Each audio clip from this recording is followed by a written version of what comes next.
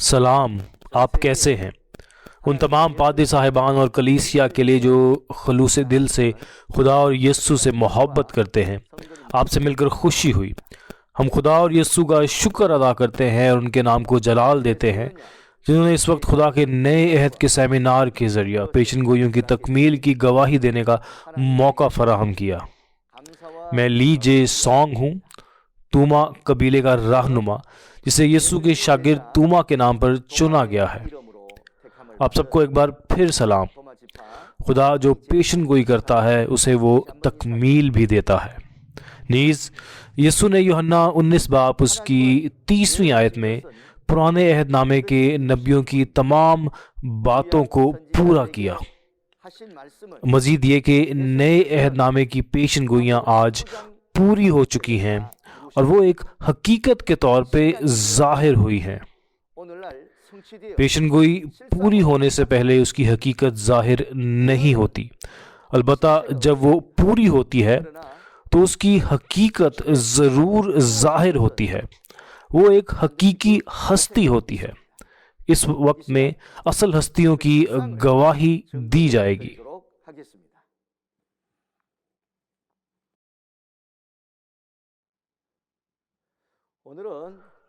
آج میں آپ کے ساتھ مکاشفہ 18 باب کے کلام کو شیئر کرنے جا رہا ہوں۔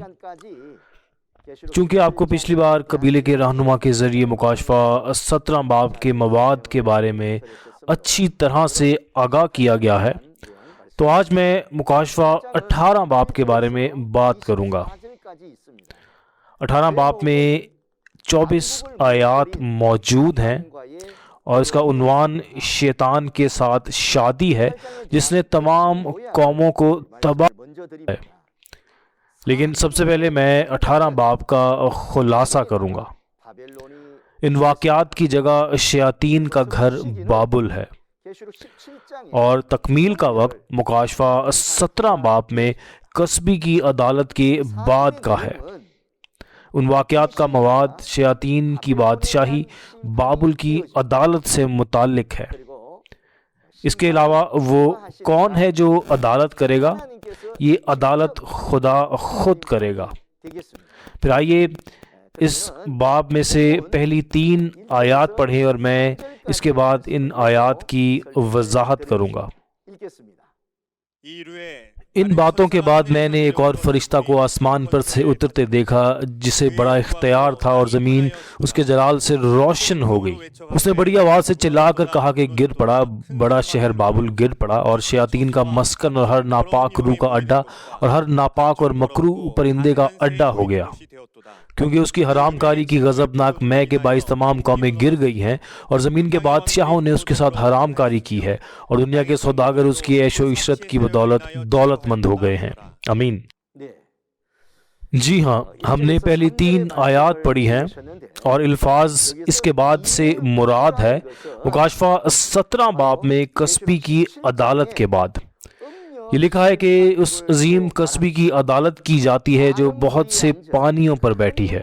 لیکن جب اس میں گہرائی سے دیکھا جائے تو پتہ چلتا ہے کہ کسبی بھی ایک کرمزی رنگ کے حیوان پر سوار ہے جس کے 7 سر اور 10 سینگ ہیں، اور اس کسبی کے ہاتھ میں سونے کا ایک پیالہ ہے جو مکروہ چیزوں سے بھرا ہوا تھا۔ اس طرح مکاشفہ 19 باب میں اس کے بعد مکاشفہ 17 باب میں کسبی کی عدالت کرنے کے بعد کے واقعات کا ذکر ہے۔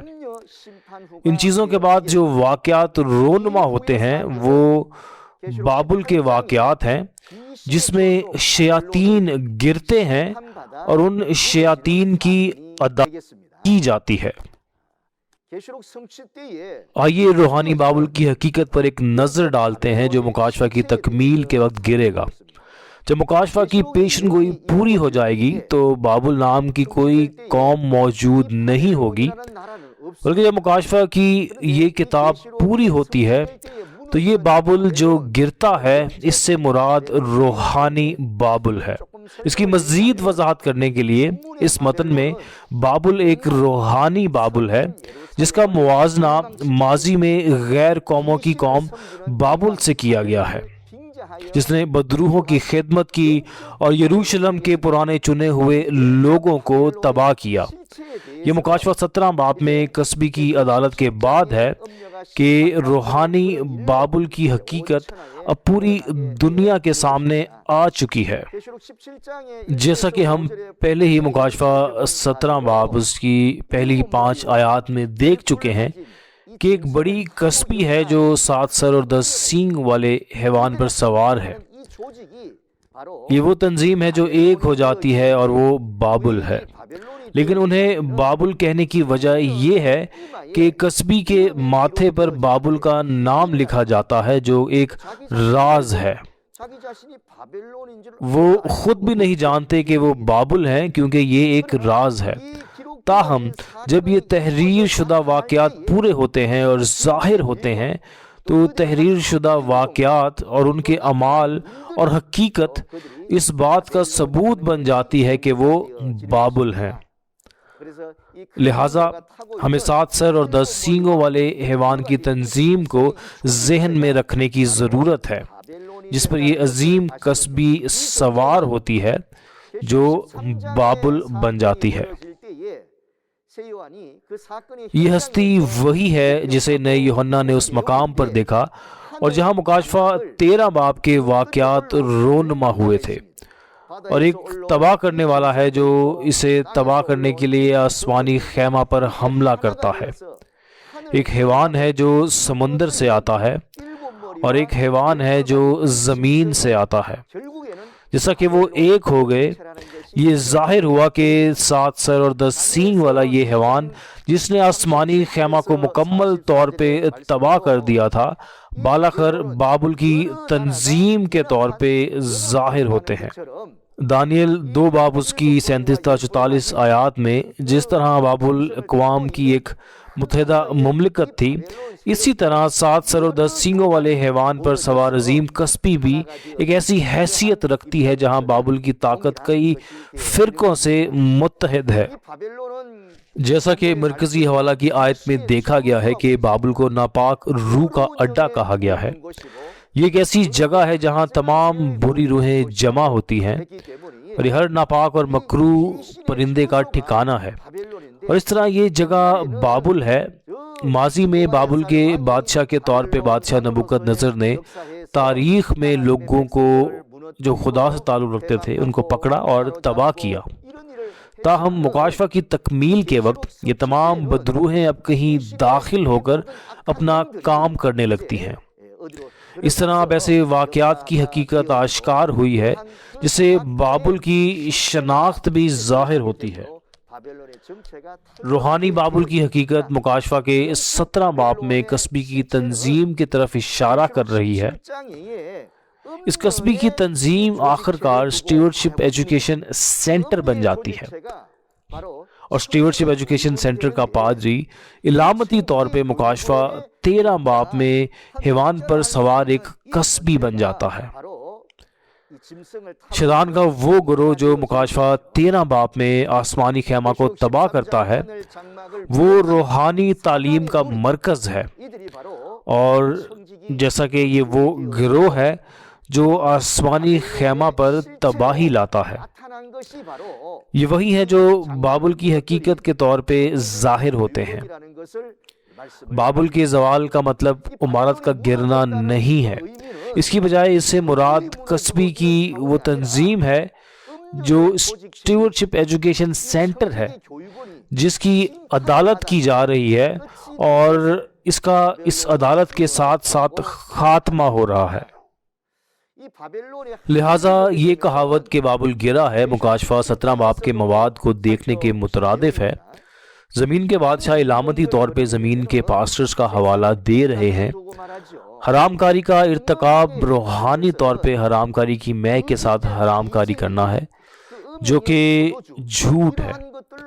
نیز زمین کے باشندوں کا حرام کاری کی مے سے متوالے ہونے کا مطلب یہ ہے کہ وہ خدا کے کلام پر یقین کرنے کی بجائے ان تعلیمات پر یقین رکھتے ہیں جن کے ساتھ بدروحیں کام کرتی ہیں۔ وہ کلام جو بائبل کے مطابق نہیں ہے، یہ شیطان کا جھوٹ ہے۔ یہ لکھا ہے کہ تمام قومیں حرام کاری کی غضبناک میں سے تباہ ہو گئیں۔ ہم صرف یہ سوچ سکتے ہیں کہ اوہ، تمام قومیں حرام کاری کی غضبناک میں سے گر گئیں۔ تاہم اگر تمام قومیں گر گئیں تو کیا یہ ایک تباہ کرنے والا واقعہ نہیں ہے؟ کہا جاتا ہے کہ تمام قومیں حرام کاری کی غضبناک میں سے تباہ ہو جاتی ہیں۔ تاہم جب مکاشفہ 18 باب کا کلام پورا ہوتا ہے اور ظاہر ہوتا ہے، یہ کوئی حقیقی عمارت نہیں ہے جو گر جائے اور تباہ ہو جائے، بلکہ جب خدا اسے دیکھتا ہے کہ قومیں شیطان کے ساتھ متحد ہو جاتی ہیں اور مذہب کی دنیا میں جھوٹ کی وجہ سے لوگ حرام کاری کی میں حاصل کر رہے ہیں، یعنی وہ ایسے جھوٹ کو قبول کر رہے ہیں اور ان پر یقین کر رہے ہیں جو کلام کے مطابق نہیں ہے۔ یہ تمام قوموں کے زوال سے مختلف نہیں ہے۔ اب ہم حرام کاری کی میں کے معنی غور سے پڑھتے ہیں۔ اس مواد کو بہتر طور پہ سمجھنے کے لیے آئیے دانیل 4 باب اس کی 20 تا 22 آیات کو دیکھیں۔ وہ درخت جو تو نے دیکھا کہ بڑھا اور مضبوط ہوا، جس کی چوٹی آسمان تک پہنچی اور زمین کی انتہا تک دکھائی دیتا تھا، جس کے پتے خوشنما تھے اور میوہ فراوان تھا، جس میں سب کے لیے خوراک تھی، جس کے سایہ میں میدان کے چرندے اور شاخوں پر ہوا کے پرندے بسیرا کرتے تھے۔ اے بادشاہ، وہ تو ہی ہے جو بڑھا اور مضبوط ہوا، کہ تیری بزرگی بڑھی اور آسمان تک پہنچی اور تیری سلطنت زمین کی انتہا تک۔ آمین۔ دانیل کی کتاب سے پڑھنے کی وجہ یہ ہے کہ ہم بائبل کے مواد کو سمجھ سکیں۔ جیسا کہ کلام میں دکھایا گیا ہے، بادشاہ نبوکد نظر بابل کا بادشاہ ہے۔ مختصر طور پہ یہ لکھا ہے کہ بابل کا یہ بادشاہ بھی ایک بہت بڑا درخت ہے۔ اگر بابل کے بادشاہ کو ایک بہت بڑا درخت سمجھا جائے تو پھر وہاں رہنے والے پرندے کیا ہیں؟ کیا یہ نہیں کہا کہ بابل بدروحوں کا گھر ہے؟ پھر درخت خدا کا درخت نہیں بلکہ اس شیطان کا درخت ہے۔ شیطان کے درخت پر ٹھہرنے والا پرندہ روح القدس نہیں بلکہ ایک ناپاک اور بری روح ہے، اور یہ درخت شیطان کا نیکی اور بدی کی پہچان کا درخت ہے، نہ کہ خدا کا زندگی کا درخت۔ شیطان کے درخت کا پھل نیک و بد کی پہچان کا پھل ہوگا، اور اسی پھل سے تمام قوموں کو اس میں سے کھلایا گیا تھا۔ کیا اس کا مطلب یہ نہیں کہ انہیں دھوکہ دیا گیا اور زمین کے حیوان شیطان کے حیوان بن جاتے ہیں؟ یسایہ 5 باب اس کی پہلی 7 آیات میں کہا جاتا ہے کہ بہترین تاکیں لگائی گئی تھیں، لیکن وہ غیر قوموں کی جنگلی بیلیں بن گئیں اور جنگلی انگور پیدا ہوئے۔ پھر ان جنگلی بیلوں سے جنگلی میں تیار کی جاتی ہے۔ استثناء 32 باب اس کی 32 تا 33 آیات میں جنگلی میں اژدہاؤں کا بس اور کالے ناگوں کا زہر قاتل ہے۔ اگر کوئی اس میں سے کھائے گا تو وہ مارا جائے گا۔ 2000 سال پہلے یسوع نے ان مذہبی پیشواؤں سے جو اس وقت اختیار رکھتے تھے کہا کہ وہ سانپ اور سانپ کے بچے ہیں۔ سو کیا یسوع نے فقی اور فریسیوں کو سانپ اور سانپ کی نسل نہیں کہا؟ یسوع نے کہا چونکہ یہ خدا کا کلام نہیں تھا جو ان کے منہ سے نکلا تھا، بلکہ نیکی و بدی کا پھل تھا، جس نے کلیسیا کو جنگلی مہ کے طور پہ دھوکہ دیا اور ان کو نقصان پہنچایا۔ اسی طرح مکاشفہ کی تکمیل کے وقت ہم مکاشفہ 17 اور 18 باب میں اس کے ساتھ کسبی اور تنظیم کو دیکھ سکتے ہیں۔ کیا اس نے اس کی پیشانی پر یہ نہیں لکھا بابل؟ اس کا مطلب یہ ہے کہ یہ خدا کی روح نہیں ہے جو اس کے ساتھ رہتی ہے، لیکن وہ بری روحیں ہیں جنہوں نے اسے خراب کیا۔ مزید یہ کہ اس کسبی کو بابل کے بادشاہ کی طرح نیکی و بدی کی پہچان کے درخت کے طور پہ دیکھا جا سکتا ہے۔ نیز کسبی کے ہاتھ میں ملنے والا سنہری پیالہ، جیسا کہ مکاشفہ 17 باب کی 4 آیت میں دیکھا گیا ہے، وہ مکروہ چیزوں سے بھرا ہوا ہے، اور اس کے اندر اس کی حرام کاری کی گندگی ہے جو خود حرام کاری کی میں بن جاتی ہے۔ اسی میں سے تمام قوموں کو دھوکہ دیا جاتا ہے اور جس طرح زمین کے حیوان کا ذکر پہلے کیا جا چکا ہے، 7 سر اور 10 سینگوں والا حیوان جس پر کسبی سوار ہوتی ہے، یہ در حقیقت شیطان سے تعلق رکھتا ہے اور یہ شیطان کی ہدایت کے مطابق چلتا ہے، شیطان کے مطابق چلتا ہے۔ لہٰذا حقیقت یہ ہے کہ مکاشفہ 17 اور 18 باب میں بابل کی حرام کاری کی میں اور کسبی کی تنظیم نے تمام قوموں کو تباہ کیا اور دھوکہ دیا۔ یہ بالکل ایسے ہی ہے جیسے نیک و بد کی پہچان کا درخت، بالکل اسی طرح جیسے دانیل 4 باب میں بابل کا بادشاہ نیکی و بدی کی پہچان کا درخت ہے۔ نیک و بدی کے درخت سے کیا پیدا ہوتا ہے؟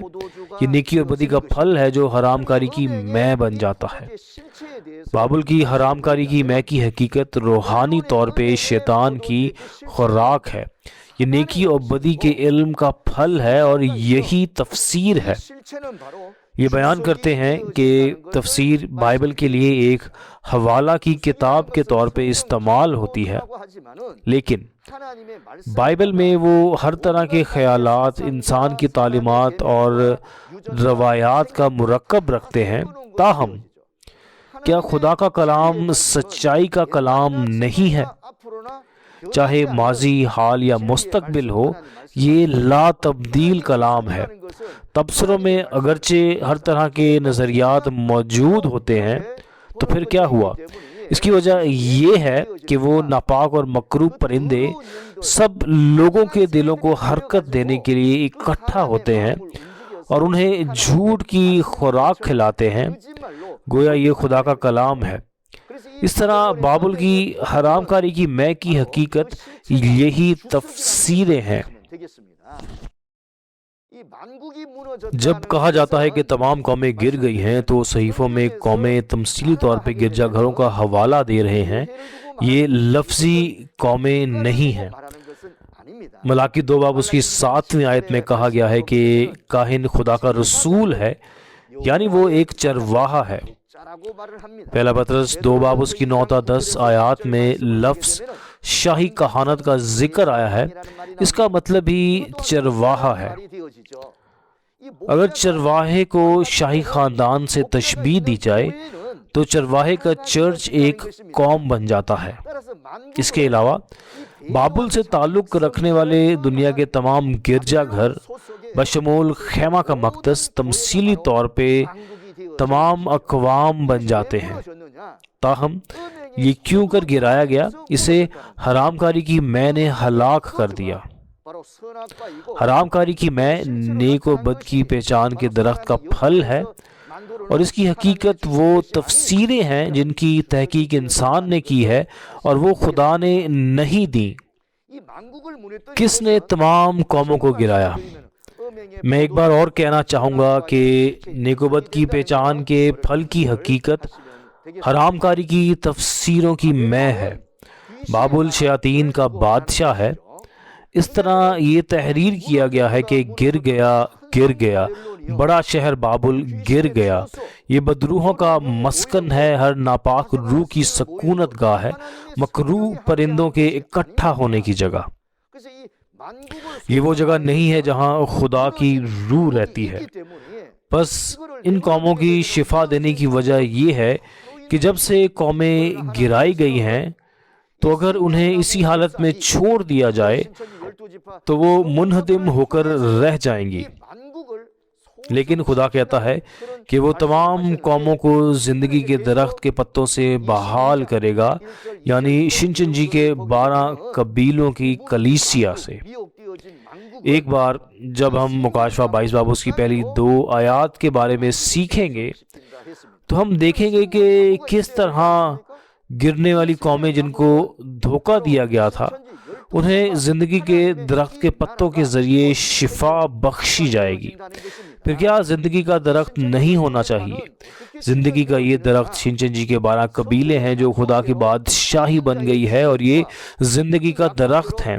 شنچن جی کے یہ 12 قبائل کیسے وجود میں آئے؟ بائبل کے وعدوں کے مطابق کوئی غالب آتا ہے، وہ ظاہر ہوتا ہے، اور 12 قبیلے جو اس کے ساتھ ہیں بنائے جاتے ہیں۔ یہ خدا کی بادشاہی بن جاتی ہے جو وعدے کے مطابق ظاہر ہوتی ہے۔ زمین کے بادشاہوں کو بابل کے پاسٹر سمجھا جا سکتا ہے، اور زمین کے سوداگر پاسٹرز اور مبشرین کی نمائندگی کرتے ہیں جو کلام کی منادی کرتے ہیں۔ سوداگروں کا ذکر اس لیے نہیں کیا گیا کہ وہ لغوی سامان کی خرید و فروخت کرتے ہیں، ایک طرح سے وہ بابل کا سامان فروخت کرتے ہیں۔ زمین کے سوداگر وہ ہیں جو جھوٹے عقائد کی منادی کرتے ہیں اور اسے دوسروں تک پہنچاتے ہیں۔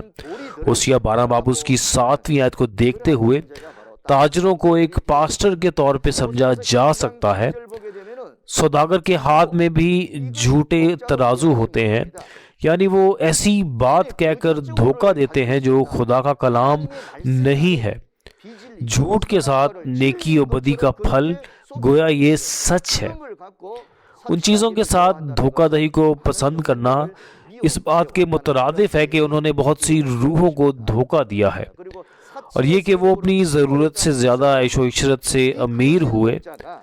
مطلب یہ ہے کہ جھوٹے پاسٹرز نے اپنی دولت بابل کی حکومت اور بابل کی جھوٹی اشیاء کے ذریعے بنائی۔ اس طرح انہوں نے اپنی دولت تو بنائی، لیکن یہ سب باتیں جھوٹ کا پردہ فاش کرتی ہیں کہ ان کی عدالت کی جائے اور ان کے انجام تک ان کو پہنچایا جائے، اور اس طرح وہ سب وہاں ملتے ہیں اور ایک ساتھ ختم ہوتے ہیں۔ آئیے اب 4 اور 5 آیت پڑھتے ہیں۔ پھر میں نے آسمان میں سے کسی اور کو یہ کہتے سنا کہ اے میری امت کے لوگوں، اس میں سے نکل آؤ تاکہ تم اس کے گناہوں میں شریک نہ ہو اور اس کی آفتوں میں سے کوئی تم پر نہ آ جائے، کیونکہ اس کے گناہ آسمان تک پہنچ گئے ہیں اور اس کی بدکاریاں خدا کو یاد آ گئی ہیں۔ آمین۔ ہم نے 4 اور 5 آیت کو پڑھا ہے، اور میرے لوگ ہیں جن کے بارے میں مواد دیکھا، جنہیں پکارا جا رہا ہے۔ ان کی پکار کی وجہ یہ ہے کہ بابل گر رہا ہے، اور اگر خدا کے لوگ وہاں رہے تو بابل کے ساتھ ان پر بھی وبائیں نازل ہوں گی۔ اس لیے خدا کے بندوں کو پکارا جا رہا ہے جو قید میں ہے۔ اگر بابل کی شناخت ابھی تک ظاہر نہیں کی گئی ہے تو کیا وہ باہر آ سکیں گے؟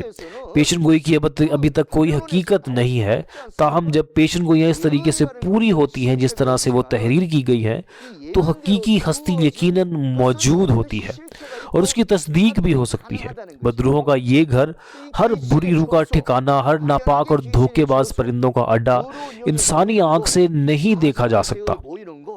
بدروحوں کو ہماری آنکھیں نہیں دیکھ سکتی، تاہم جیسا کہ ایک قصبے کی عدالت کی جاتی ہے اور اس کی پوری تنظیم کو بابل کے طور پہ بے نقاب کیا جاتا ہے، تو یہ بات ظاہر کرتی ہے کہ وہ بری روحوں کے ساتھ متحد تھی۔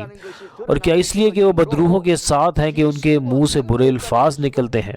نیز خدا کے لوگوں کو اس جگہ سے بلایا جاتا ہے جہاں بدروحوں کا کلام، ایسے الفاظ ہوتے ہیں جو خدا کے کلام کے مطابق نہیں ہوتے، اور جہاں اس جگہ سے حرام کاری کی میں بہتی ہے۔ پھر عدالت کے وقت خدا کے بندوں کو پکارا جا رہا ہے جب سب کچھ بے نقاب ہو رہا ہے۔ یہی وجہ ہے کہ مکاشفہ 17 باب اس کی 14 آیت کے مطابق وہ لوگ جو بلائے گئے، چنے ہوئے اور وفادار و پیروکار ہیں، ان کو باہر نکالا جائے گا اور یہ غالب آئیں گے۔ وہ بابل کہاں ہے جہاں سے نکل کر غالب آنا چاہیے؟ جب کوئی اجاڑنے والی مکروہ چیز کو مقدس مقام پر کھڑا دیکھے تو کیا اسے پہاڑوں کی طرف بھاگنا نہیں چاہیے؟ یہ بات متی 24 باب اس کی 15 تا 16 آیات میں بیان کی گئی ہیں، اور یہ ایک پہاڑ ہے جس پر بھاگنا ہے، جہاں پر غالب آنے والا اور 12 قبیلے موجود ہیں، یعنی شنچن جی، چرچ آف جیزس، شہادت کے خیمہ کا مقدس۔ ہم اس جگہ کیوں بھاگیں؟ کی وجہ یہ ہے کہ وہیں خدا، یسوع اور آسمانی روحیں نیچے آتی ہیں اور سکونت کرتی ہیں۔ یہ وہ جگہ ہے جہاں خدا رہتا ہے، یہ وہ جگہ نہیں ہے جہاں ناپاک اور بری روحیں رہتی ہیں۔ چونکہ یہ ایک ایسی جگہ ہے جہاں خدا، یسوع اور لاکھوں کروڑوں مقدس روحیں ایک ساتھ سکونت کرتی ہیں، ہمیں بابل سے بھاگ کر کوہ صیون کی طرف جانے کی ضرورت ہے۔ کوہ صیون کی حقیقت یہ ہے کہ جہاں پر غالب آنے والا اور 12 قبائل ہیں، یہ 12 قبائل پر مشتمل شنچنجی چرچ آف جیزس شہادت کے خیمہ کا مقدس ہے۔ بابل کے گناہ اور جرائم کیا ہیں؟ کہا جاتا ہے کہ ان کے گناہوں کا انبار آسمان تک پہنچ گیا۔ لکھا ہے کہ ان کے گناہ اتنے بڑھ گئے تھے یہ آسمان تک پہنچ گئے۔ بابل کے گناہ خیمے کے مقدس کو تباہ کر رہے تھے۔ مکاشفہ کی تکمیل کے وقت یسوع جو کام خاص طور پہ تاریکی کے کام کو بے نقاب کرنے کے لیے کرتا ہے وہ یہ ہے کہ وہ چنتا ہے اور سونے کے چراغوں کا کام کرتا ہے۔ تاہم بابل خفیہ طور پر حملہ کرتا ہے، دھوکہ دیتا ہے اور ہلاکت کا کام کرتا ہے۔ نیز انہوں نے حرام کاری اور متوالا کرنے والی میں سے تمام قوموں کو فریب دینے کا کام کیا۔ انہوں نے جو کیا وہ کوئی چھوٹی بات نہیں ہے، اس لیے کہ انہوں نے یہ کام کیے ہیں، لہٰذا خدا ان کو نظر انداز نہیں کرتا بلکہ اس کی بجائے مکمل طور پہ بدلہ دیتا ہے اور بابل کی عدالت کرتا ہے، جو مکاشفہ 18 باب میں درج باتیں ہیں۔ اب ہم مکاشفہ 18 باب اس کی 6 تا 8 آیات کو پڑھیں گے۔ 6 تا 8 آیات۔ جیسا اس نے کیا ویسا ہی تم بھی اس کے ساتھ کرو اور اس سے اس کے کاموں کا دوچند بدلہ دو۔ جس قدر اس نے پیالہ بھرا تم اس کے لیے دوگنا بھر دو۔ جس قدر اس نے اپنے آپ کو شاندار بنایا اور عیاشی کی تھی، اسی قدر اس کو عذاب اور غم میں ڈال دو، کیونکہ وہ اپنے دل میں کہتی ہے کہ میں ملکہ ہو بیٹھی ہوں، بیوہ نہیں اور کبھی غم نہ دیکھوں گی۔ اس لیے اس پر ایک ہی دن میں آفتیں آئیں گی، یعنی موت اور غم اور کال، اور وہ آگ میں جلا کر خاک کر دی جائے گی، کیونکہ اس کا انصاف کرنے والا خداوند خدا قوی ہے۔ آمین۔ جی آپ نے اچھی طرح پڑھا ہے۔ یہاں ہم یہ دیکھنے کے قابل ہوں گے کہ خدا کس طرح اپنی عدالت کو انجام دیتا ہے۔ جیسا کہ خدا نے کہا وہ ویسا ہی کرے گا جو انہوں نے کیا تھا، اور خدا اس کا دگنا بدلہ دے گا۔ اس کا مطلب ہے کہ بابل یا اسٹیورڈشپ ایجوکیشن سینٹر کو اس ہلاکت کا دگنا بدلہ دیا جائے گا جو وہ خیمہ کے مقدس پر لائے تھے۔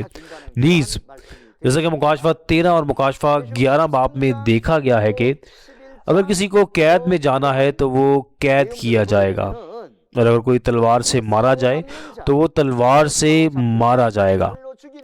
مکاشفہ 13 باب کا واقعہ یہ ہے کہ اسٹیورڈشپ ایجوکیشن سینٹر کی طاقتیں آسمان کے خیمہ میں داخل ہوتی ہیں اور اس پر ہلاکت لاتی ہیں۔ اس طرح ہلاک کرنے والوں کو ان کے پیالے کا دگنا حصہ ادا کیا جائے گا، اور چونکہ ہلاکت کی مدت 42 ماہ تک ہوتی ہے اس لیے اس کا دگنا حصہ 7 سال کے برابر ہے۔ تمام باطل عقائد اور ان کے جھوٹ کو بے نقاب کر کے بالکل ختم کر دیا جائے گا۔ نیز یہ قصبی فخر کرتی ہے کہ ملکہ ہو بیٹھی ہے، اور یہ مانتی ہے کہ وہ تمام پاسٹر سے بڑھ کر ہے، لیکن حقیقت میں یہ بڑی قصبی اسٹیورڈشپ ایجوکیشن سینٹر کے اندر ایک پاسٹر ہے جس نے شیطان اور شیاطین کے ساتھ روحانی بیع کر لیا ہے۔ اس طرح اسے جھوٹا پاسٹر بنایا گیا ہے۔ نیز یہ جھوٹ بولنا ہے کہ وہ بیوہ نہیں ہے، اور یسوع کے ساتھ ہونے کے بارے میں جھوٹ بولنا ہے۔ کیا یسوع دلہا واقعی اس شخص کے ساتھ ہے؟ حرام کاری کی متوالا کرنے والی میں کے منہ سے نکلنے کی کوئی وجہ نہیں ہے۔ کیا منہ سے سچائی کا کلام نہیں نکلنا چاہیے؟ اسی لیے عدالت ہوتی ہے، سزا دی جاتی ہے۔ یہاں تک کہ اس کے گرنے کے ساتھ قصبی کہتی ہے کہ وہ ملکہ کے طور پہ بیٹھی ہے، وہ بیوہ نہیں ہے، اور اس کی عدالت نہیں کی جائے گی۔ آخر کار اگرچہ اس کی عدالت کی جاتی ہے اور اسے ختم کر دیا جاتا ہے، قصبی کے دلہے کے حوالے سے بات کی جائے تو وہ بری روحیں ہیں جنہوں نے اسے اپنی سکونت گاہ بنا لیا ہے۔ یہ بھی کہا گیا ہے کہ ان کی عدالت موت، ماتم اور قحط سے کی جاتی ہے۔ اس کا مطلب یہ ہے کہ بابل کے اسٹیورڈشپ ایجوکیشن سینٹر کے جھوٹے پاسٹرز کی عدالت اس کے مطابق کی جائے گی جیسا انہوں نے خیمہ کے مقدس کے ساتھ کیا تھا۔ کیا یہ خود خدا نہیں ہے جو براہ راست بابل کی عدالت کرتا ہے؟ تو یہ خدا ہے جو عدالت کرتا ہے، لیکن یہ ایک راست باز عدالت ہے۔ راستی سے عدالت کی جاتی ہے کہ وہ جھوٹی روحوں کے ساتھ متحد ہیں، جھوٹ کا بیج پھیلاتے ہیں اور زمین کے بادشاہوں کو حرام کاری کی میں سے متوالا کر کے ان کی قیادت کرتے ہوئے حرام کاری کرتے ہیں، اور یہاں تک کہ تمام قوموں کو دھوکہ دیتے ہیں۔ تو یقیناً ان کی راست عدالت کی گئی اور ان کا خاتمہ ہوا۔ صحیفوں میں یہ بھی کہا گیا ہے کہ ابن آدم کی آمد نوح اور لوط کے دنوں کی طرح ہوگی۔ نوح کے زمانے میں عدالت ہوئی اور لوط کے وقت میں بھی عدالت ہوئی۔ تاہم کن کی عدالت کی گئی؟ کیا برے لوگوں کی عدالت کی گئی؟ یہاں تک کہ مکاشفہ کی تکمیل کے وقت بابل شیاطین کا گھر اور نقصان دہ ناپاک مکروہ پرندے، تمام بری روحیں متحد ہیں، اور تمام قومیں وہ ہیں جن کی عدالت کی جائے گی۔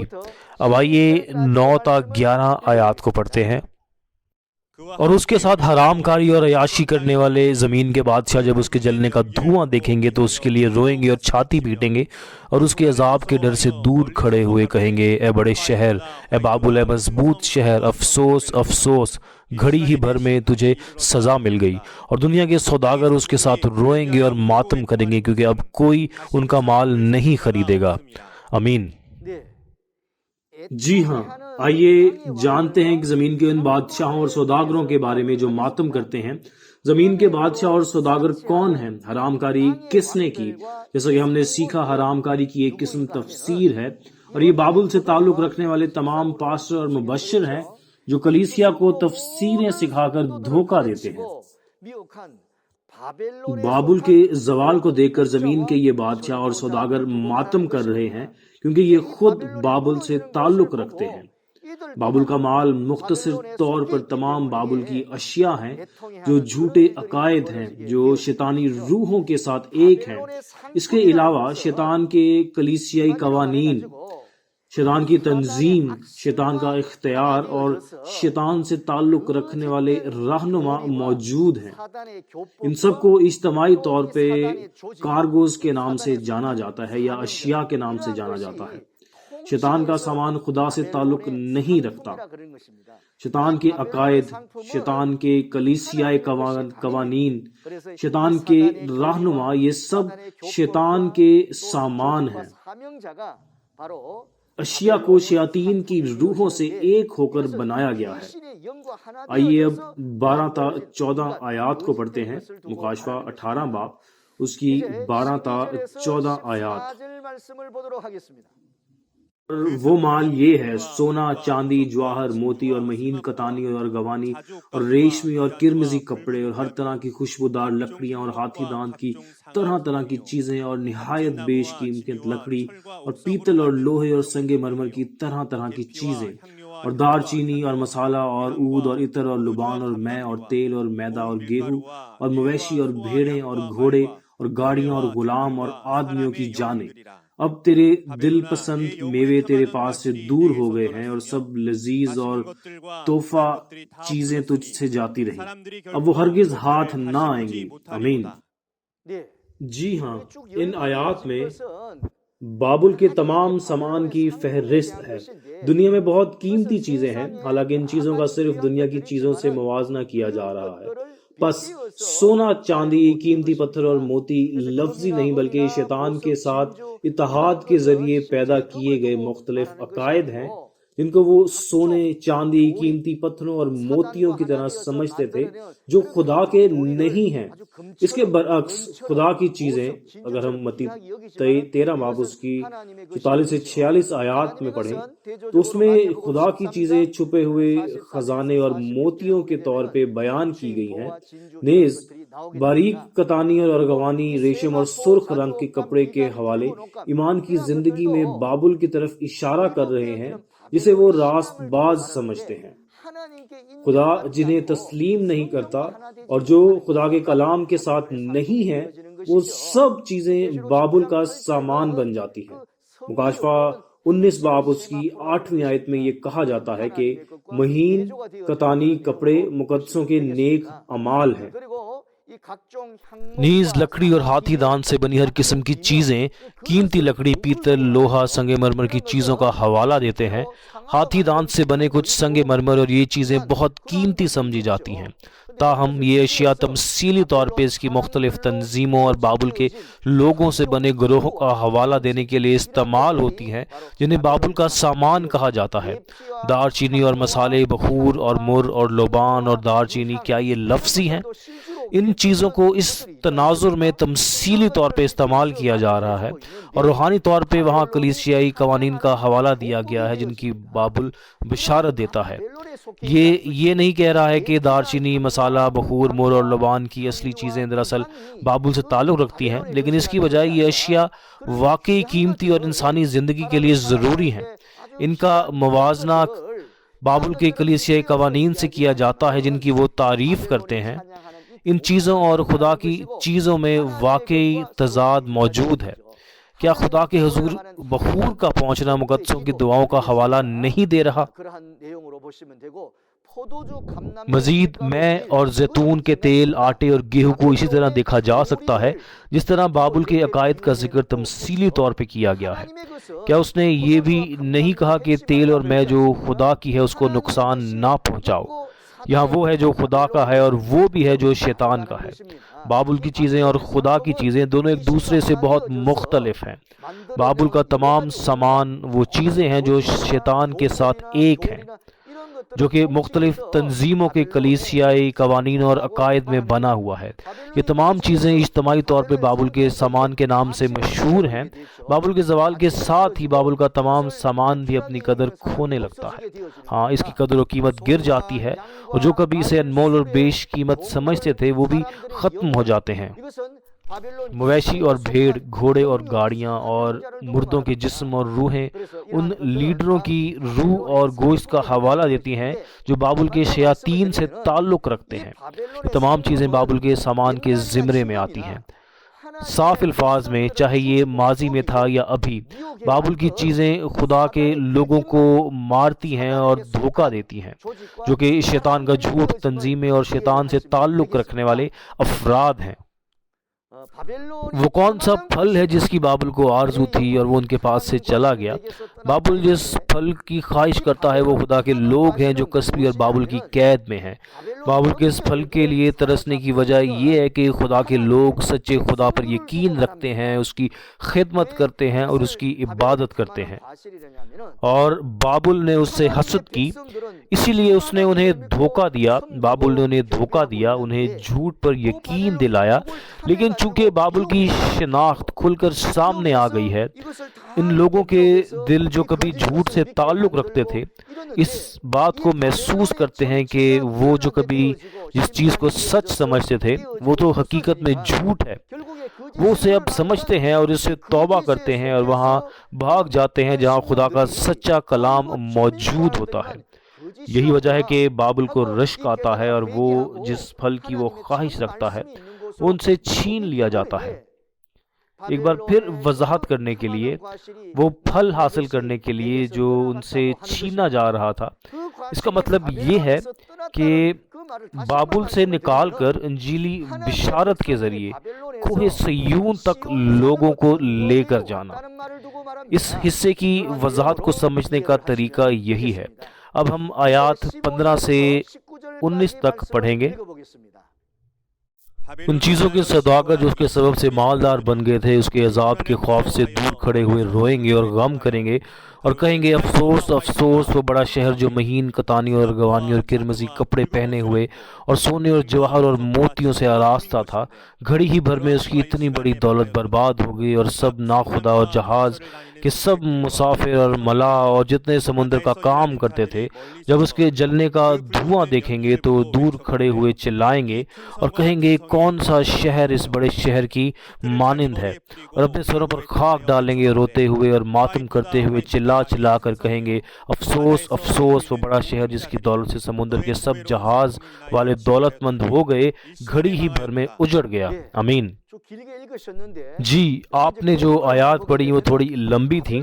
ہر چیز بابل کی چیزوں سے ملبس ہے، اور یہ تمام چیزیں جو قیمتی سمجھی جاتی ہیں بابل کا سامان نکلا۔ تاہم ان تمام چیزوں کی عدالت کی جاتی ہے اور آخر میں ختم کر دیا جاتا ہے۔ اس طرح یہ جلتا ہوا بابل اور اس میں موجود ہر چیز کی عدالت کی جاتی ہے، جس کی وجہ سے زمین کے سوداگر ماتم کرتے ہوئے پائے جاتے ہیں۔ مزید اس تناظر میں ماہی گیر دنیا کے لفظی ماہی گیروں کا حوالہ نہیں دے رہا، حوالہ میں سمندر دنیا کا حوالہ دے رہا ہے، جہاز گرجا گھروں کا حوالہ دے رہے ہیں اور کپتان پاسٹر ہیں۔ مزید وہ لوگ جو جہاز کے ذریعے سفر کرتے ہیں اور عملے کے ارکان کلیسیا کے لوگ ہیں، جبکہ ملا تمثیلی طور پہ وہ ہیں جو چرچ میں استاد کے طور پہ عہدوں کے ساتھ پاسٹروں کی مدد کرتے ہیں۔ سمندر سے گزر بسر کرنے والے لوگوں کے بارے میں، اگر سمندر تمثیلی طور پہ کلیسیا کی نمائندگی کرتا ہے تو کیا سمندر میں کام کرنے والوں کو وہ نہیں سمجھا جائے گا جو چرچ کی صدارت کرتے ہیں، حکومت کرتے ہیں اور اسے چلاتے ہیں؟ جو لوگ سمندر پر کام کرتے ہیں وہ بالاخر روئیں گے اور ماتم کریں گے جب وہ بابل کے دھوئیں کو جلتے ہوئے دیکھیں گے، کیونکہ اس کی عدالت کی جائے گی اور 1 گھنٹے میں ختم ہو جائے گا۔ یہ وہ لوگ ہیں جو سمندر پہ کام کرتے ہیں اور روزی کماتے ہیں۔ ان سے مراد وہ لوگ ہیں جو بابل سے تعلق رکھتے ہیں اور دنیا میں بھیجے گئے ہیں۔ اس بابل کی بالاخر عدالت ہوتی ہے، تباہ ہو جاتا ہے اور اسے ختم کر دیا جاتا ہے۔ تاہم شہادت کے خیمے کا مقدس ایک ابدی بادشاہی بن جاتا ہے جو کبھی تباہ نہیں ہوگا، اور حیرت انگیز بادشاہی جہاں خدا اب تک حکمرانی کرتا ہے، اس کے نتیجے میں بابل کی عدالت کی جاتی ہے اور اس کا خاتمہ ہوتا ہے۔ نیک و بد کی پہچان کا درخت غائب ہوتا ہے، اور چونکہ یہ درخت غائب ہو جاتا ہے، صرف ایک درخت جو باقی رہ جاتا ہے وہ زندگی کا درخت ہے۔ اس طرح ہمیں بابل کا ادراک کرنا چاہیے جو گرتا ہے، اور ہمیں کہاں جانا ہے؟ ہمیں خدا کی ابدی بادشاہی شہادت کے خیمہ کے مقدس میں جانا چاہیے۔ کلام کو سمجھنے اور اس پہ قائم رہنے کا یہی مطلب ہے۔ اب ہم مکاشفہ 18 باب اس کی 20 تا 24 آیات تک پڑھیں گے اور پھر ہم اختتام کریں گے۔ اے آسمان اور اے مقدسوں اور رسولوں اور نبیوں، اس پر خوشی کرو کیونکہ خدا نے انصاف کر کے اس سے تمہارا بدلہ لے لیا۔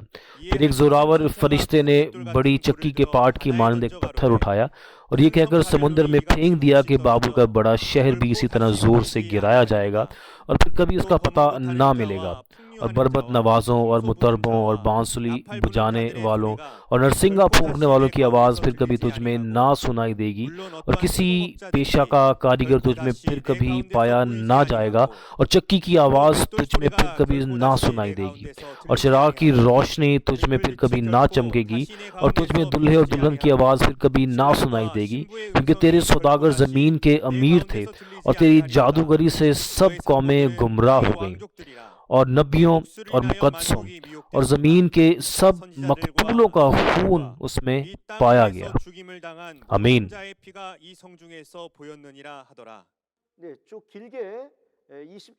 جی، ہم نے 20 تا 24 آیات کو پڑھا ہے، اور ان آیات کے اندر وہ باتیں دیکھی ہیں جس پر مقدسین، رسول اور انبیاء خوشی مناتے ہیں۔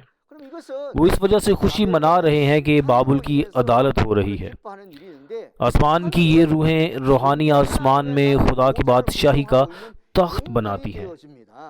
نیز یہ مقدسین، رسولوں اور نبیوں نے موت تک بری روحوں کا مقابلہ کیا اور وہ روحیں بنی جو غالب آئیں۔ روحوں کی خوشی منانے کی وجہ یہ ہے کہ آخر کار بابل کی عدالت کے ذریعے ان کے غضب کا بدلہ لیا گیا ہے۔ بڑی قصبی کی تنظیم جس نے تمام قوموں کو حرام کاری کرنے پر مجبور کیا، حقیقت میں اسٹیورڈشپ ایجوکیشن سینٹر کے طور پہ ظاہر ہوتا ہے۔ ان کی عدالت بابل کی عدالت ہے، اور چونکہ یہ شہداء کے خون کا بدلہ ہے، آسمان، اولیاء، رسول اور انبیاء سب لوگ اس وجہ سے خوشی منا رہے ہیں۔ ان سب باتوں کا یہی مطلب ہے۔ اس کے علاوہ ہم دیکھتے ہیں کہ بابل کو ایک بڑی چکی کے پتھر کی طرح سمندر میں پھینکا جاتا ہے، لیکن اگر چکی کا پتھر سمندر میں پھینک دیا جائے تو کیا اس کے بعد تلاش کرنا آسان ہے؟ بابل کے ساتھ ایسا ہی ہوگا۔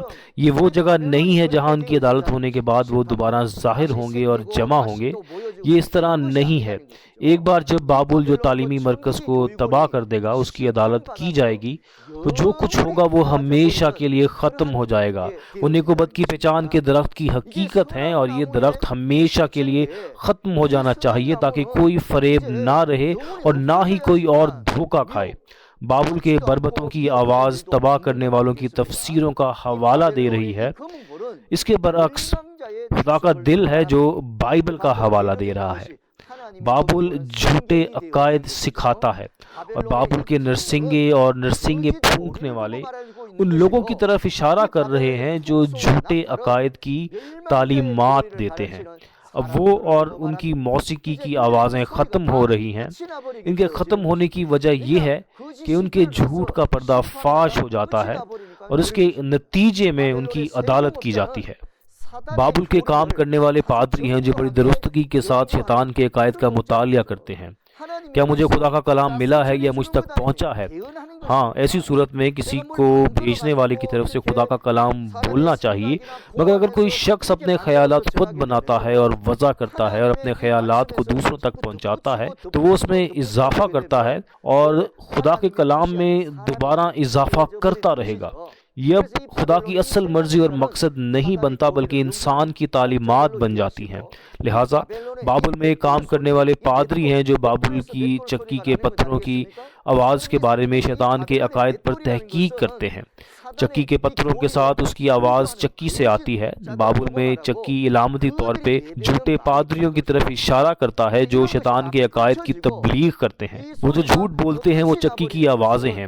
اب جبکہ یہ سب چیزیں منقطع ہو گئیں اور یہ آواز ختم ہوتی ہے، جب آپ جھوٹ نہیں بول سکتے تو جھوٹ سامنے آتا ہے۔ بالاخر جب سچ ظاہر ہوتا ہے تو یہ وہ وقت ہوتا ہے جب جھوٹ تیزی سے اور زیادہ یقین کے ساتھ بے نقاب ہوتا ہے۔ اس کے علاوہ ایک چراغ کی روشنی جو دوبارہ کبھی نہیں چمکتی شیطان کی تعلیمات اور غلط عقائد ہیں، کیونکہ ان کا جھوٹ بے نقاب ہو چکا ہے۔ یہ اپنی طاقت کھو دیتا ہے اور مزید چراغ کی روشنی کا کام نہیں کر سکتا، اور دلہا اور دلہن کی آوازیں جو دوبارہ کبھی سنائی نہیں دیں گی۔ اس کا مطلب یہ ہے کہ شیطان سے کی گئی شادی ختم ہوتی ہے۔ بابل کا دلہا بری روحیں ہیں اور بابل کی دلہن وہ کلیسیا ہے جس نے روحانی طور پہ بدروحوں کے ساتھ زنا کیا۔ چونکہ شیطان کے ساتھ شادی مکمل طور پہ ختم ہو جاتی ہے، ہمیں کس سے شادی کرنی چاہیے؟ صرف برہ کی شادی باقی ہے۔ کیا ایسا نہیں ہے؟ ہمیں یہاں یہی سمجھنے کی ضرورت ہے۔ یہ بھی لکھا ہے کہ تیرے جادو کے ذریعے تمام قوموں کو گمراہ کیا گیا۔ اس کا مطلب یہ ہے کہ پیسے کی خاطر یسوع کے نام پر جھوٹ اور قسمتوں کا احوال بولا گیا۔ یہ جھوٹ ہیں اور یہ جھوٹے ہیں، لیکن انہی چیزوں سے تمام قومیں گر گئیں۔ یہ بھی ہمیں سمجھنا چاہیے۔ آخر میں بابل میں نبیوں اور مقدسین کا خون پایا جاتا ہے، اور کیا اس کا مطلب یہ نہیں ہے کہ بابل واقعی بدروحوں کے رہنے کی جگہ ہے؟ کیا یہ واقعی بری روحوں کا ٹھکانہ نہیں ہے؟ وہ بری روحیں جو بابل میں رہتی ہیں اب ان لوگوں کے طور پہ ظاہر ہوئی ہیں جنہوں نے تمام نسلوں میں اور تمام دوروں میں تمام شہداء کو قتل کیا ہے۔ آئیے اب نتیجہ کو سمجھتے ہیں۔ مکاشفہ 18 باب میں ہم دیکھ سکتے ہیں کہ شیطان کے ساتھ شادی ہوئی ہے جس نے تمام قوموں کو تباہ کر دیا ہے۔ تاہم شیاطین کا یہ گھر حقیقت میں بابل کہلاتا ہے، جس کو کسبی اور 7 سر 10 سینگ والے حیوان کی تنظیم کے طور پہ جانا جاتا ہے۔ واقعات کی جگہ اسٹیورڈشپ ایجوکیشن سینٹر ہے جو خیمہ کے مقدس پر تباہی لاتا ہے۔ اس اسٹیورڈشپ ایجوکیشن سینٹر نے ملک بھر کے تمام پادریوں کو حرام کاری کی متوالی شراب سے تعلیم دی، یعنی تفسیروں کے ذریعے، اور تمام قوموں کو بابل کی عظیم طاقت کے ساتھ زوال کا شکار کیا۔ خدا نے بابل کی شناخت جو شیاطین کا گھر ہے دنیا کو بتائی۔ صحیفوں میں پیشن گوئی کی گئی تھی کہ وہ اس کی عدالت کرے گا اور اسے ختم کرے گا، اور ان پیشن گوئیوں کی آج تکمیل ہوتی ہے۔ وہ پیشن گوئیاں آج پوری ہو رہی ہیں۔ میں کہنا چاہوں گا کہ مکاشفہ کی تکمیل کے وقت اس مقام پر موجود اس شخص کی گواہی سچی گواہی ہے۔ وعدہ کیا ہوا چرواہا نیا یوحنا ان تمام چیزوں کو دیکھنے اور سننے کے لیے اس مقام پر موجود تھا اور اس کی گواہی دے رہا ہے۔ ایک بار پھر میں بتانا چاہوں گا، پیشن گوئیوں کی کوئی حقیقت موجود نہیں ہوتی، تاہم جب پیشن گوئیاں درج شدہ طریقوں کو پورا کرتی ہیں تو جو کچھ پورا ہوتا ہے اس کی حقیقت ظاہر ہوتی ہے، کیونکہ یہ وہی حقیقت ہے کہ کوئی بھی اس کی تصدیق کر سکتا ہے۔ میں دعا کرتا ہوں کہ آپ یقین کریں گے کہ یہ گواہی نئے یوحنا نے دیکھی ہے اور اس کی گواہی یسوع مسیح کی گواہی ہے۔ مکاشفہ 18 باب میں بابل کے اسٹیورشپ ایجوکیشن سینٹر کی عدالت کی گئی اور شیطان کی شادی کو مکمل طور پر ختم کر دیا گیا۔ اس کے بعد مکاشفہ 19 باب میں برہ کی شادی ہوتی ہے۔ یہ مواد اگلی بار ایک قبیلے کے رہنما کے ذریعے سیکھا جائے گا جس نے ان چیزوں کی گواہی دی تھی، لہٰذا مجھے امید ہے کہ آپ اس سے بہت زیادہ فضل حاصل کریں گے۔ آج کے دور میں کلیسیا کو مکاشفہ میں شیطان کے لوگوں اور خدا کے لوگوں کے درمیان فرق کرنے کے قابل ہونا چاہیے۔ میں امید کرتا ہوں اور دعا کرتا ہوں کہ ہم سب شیطان کی سکونت کرنے کی جگہ بابل سے نکلیں گے اور کوہ صیون پر آئیں گے جو شہادت کے خیمہ کا مقدس ہے، اور نجات کے کام کو پورا کریں گے۔ دیر تک سننے کا بہت شکریہ۔ آخر میں ایک اور بات کا ذکر کرنا چاہوں گا اور اس کے بعد دعا کروں گا اور پھر اختتام کروں گا۔ حقیقت میں زمین پر یسوع کا صرف ایک چرچ تھا، تاہم جیسا کہ دانیل 2 باب اور دانیل 4 باب میں دیکھا گیا ہے، یسوع کی کلیسیا کو کئی حصوں میں تقسیم کیا گیا اور ان حصوں کو مزید کئی حصوں میں تقسیم کر دیا گیا، اور بہت سے جو لوگ جمع ہوئے وہ بابل کی مانند ہو گئے جہاں بدروحیں ان کے ساتھ تھیں۔ یسوع کا چرچ جسے خدا نے تشکیل دیا تھا وہ صرف ایک تھا، جی ہاں ایک۔ میں امید کرتا ہوں اور دعا کرتا ہوں کہ ہر کوئی جو سنتا ہے وہ ان الفاظ کو سمجھے گا اور سارا جلال خدا اور یسوع کو دے گا۔ ہم سب خدا اور یسوع میں ایک ہیں۔ مجھے امید ہے کہ ہم سب ایک ایسے بن سکتے ہیں جو سچے خدا کو جانتے ہیں، جو یسوع سے مخلصانہ محبت کرتے ہیں، تاکہ ہم خدا کے خاندان کے ممبر بن سکیں جو خدا اور یسوع کی تمجید کرتے ہیں۔ ہم ایک ہیں، ہم ایک ہیں۔ آئیں دعا کرتے ہیں۔ اے باپ خدا جو نہایت پاک ہے، ہم واقعی آپ کا شکریہ ادا کرتے ہیں۔ آپ نے آج ہمیں ایک قیمتی دن عطا کیا جس میں ہمیں پیشن گوئی اور مکاشفہ کی تکمیل کے بارے میں گواہی سننے کا موقع ملا، اور اس کے لیے ہم آپ کا شکریہ ادا کرتے ہیں۔ ہم آپ کا شکریہ ادا کرتے ہیں کہ آپ نے ہمیں دیکھنے، سننے اور سمجھنے والا دل عطا کیا۔ نیز تکمیل کے مقام پر جو بھی حقیقتیں واقع ہوئیں وہ اس کلام کے مطابق ہوئیں، اور اس بات کی گواہی پوری دنیا کو دی جا رہی ہے وعدے کے چرواہے نئے یوحنا کے ذریعے۔